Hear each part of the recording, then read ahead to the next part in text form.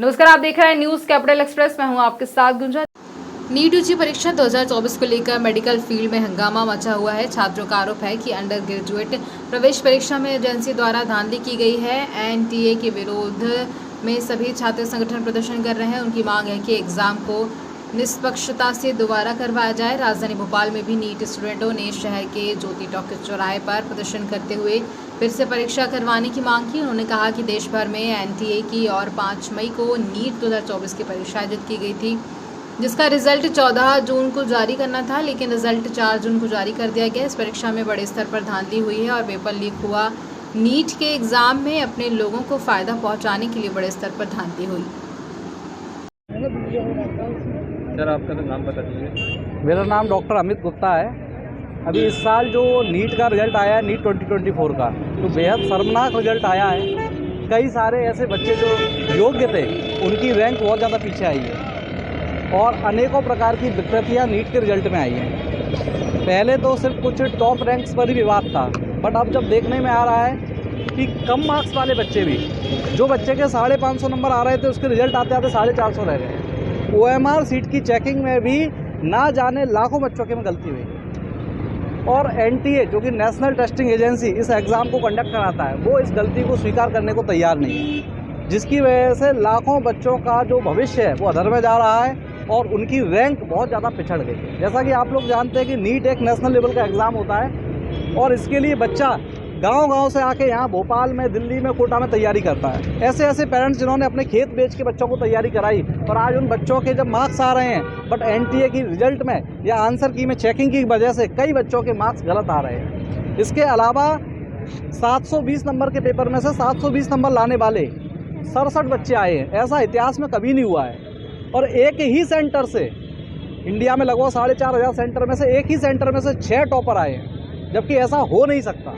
और वो जो 6 टॉपर आए हुए हैं, उन 6 के फॉर्म नंबर भी एक जैसे हैं। ऐसा लगता है किसी एक इंसान ने सारे फॉर्म बैठ के भरे हैं और सारे के सारे वही बच्चे हैं ना फर्स्ट रैंक लेके आ गए, वो भी ऑल इंडिया फर्स्ट रैंक। तो इस तरीके से नीट के पेपर में बहुत ज़्यादा विसंगतियाँ आई हैं। उस चीज़ का विरोध करने के लिए और नीट के पेपर को फिर से कराने की मांग को लेकर आज हम लोगों ने इस धरना प्रदर्शन को स्टार्ट किया है और हमारा आंदोलन तब तक जारी रहेगा जब तक कि एनटीए इस बात को स्वीकार नहीं करता कि गलती हुई है, इसकी सही तरीके से जांच नहीं होता, तब तक हम अपने इस आंदोलन को समाप्त नहीं करने वाले। इसकी शिकायत आप शिक्षा मंत्री से भी करेंगे? इसकी शिकायत हम लोग राष्ट्रपति के नाम, भारत की जो माननीय राष्ट्रपति हैं द्रौपदी मुर्मू जी, उनके नाम भी हम ज्ञापन देने वाले हैं। शिक्षा मंत्री और जितने भी मिनिस्टर, सबको ये मामला विदित है, बट कोई भी इसमें कुछ कर नहीं रहा है, क्योंकि इसमें कहीं ना कहीं सरकार की भी कुछ खामियां आ सकती हैं, इसलिए कोई इसमें कुछ बोलने को तैयार नहीं है। लेकिन बच्चों का जो भविष्य अधर में अटका हुआ है, उसके बारे में कोई नहीं सोच रहा है। क्या ये बच्चे फिर से तैयारी करेंगे? क्या सारे बच्चों को फिर से तैयारी करना पड़ेगी? तो ऐसा पॉसिबल नहीं है। तो इसलिए ये आंदोलन किया जा रहा है। इसके अलावा एक और बहुत बड़ी विसंगति जो नीट के पेपर में समझ में आई कि ग्रेस मार्क्स, नीट के एग्ज़ाम में ग्रेस मार्क्स का कोई कॉन्सेप्ट ही नहीं था, बट फिर भी अपने ही आधार से कुछ नए तरीके सोच के, जिसके बारे में पहले से कोई जानकारी नहीं दी गई थी, और ग्रेस मार्क्स बच्चों को दे दिए गए। तो 500 वाले के 700 हो गए और जिस बच्चे ने कोर्ट में पिटीशन दायर नहीं करी थी, उस बच्चे को मार्क्स नहीं मिले। कहाँ के बच्चे उपस्थित हैं? यहाँ मध्य प्रदेश के लगभग सभी जिलों के बच्चे उपस्थित हैं।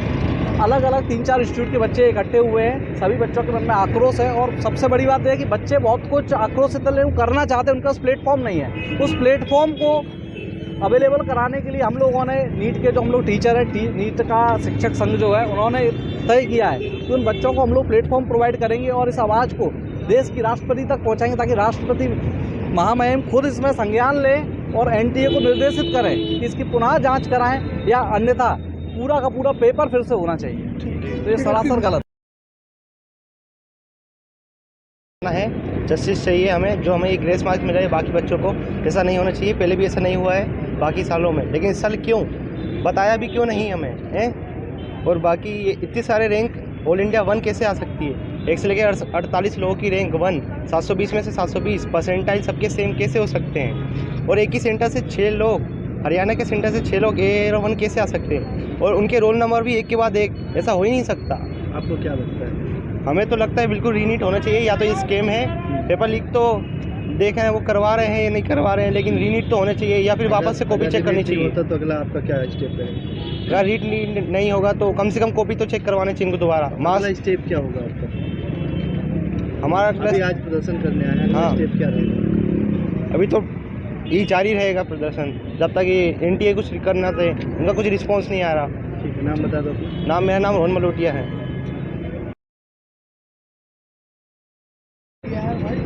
नाम बताइए आपका। संजना लोधी। कहाँ से हैं आप? मैं रायसेन से। क्या कुछ परेशानी हो रही है अभी आप? हाँ, हमारे मार्क्स बहुत कम आ रहे हैं, मतलब जितने जोड़ रहे थे उससे कम आ रहे हैं। क्या चाहते हो? क्या चाहते हैं आप? हमें जस्टिस चाहिए, हमारे जितने मार्क्स आए तो उतने तो दो कम से कम। यहाँ पे आप प्रदर्शन करने आए हैं, क्या हाँ। सरकार से आप डिमांड है कि हमारे जितने मार्क्स आ रहे थे हमें उतने ही मार्क्स चाहिए या फिर री नीट चाहिए, री रिजल्ट या री नीट।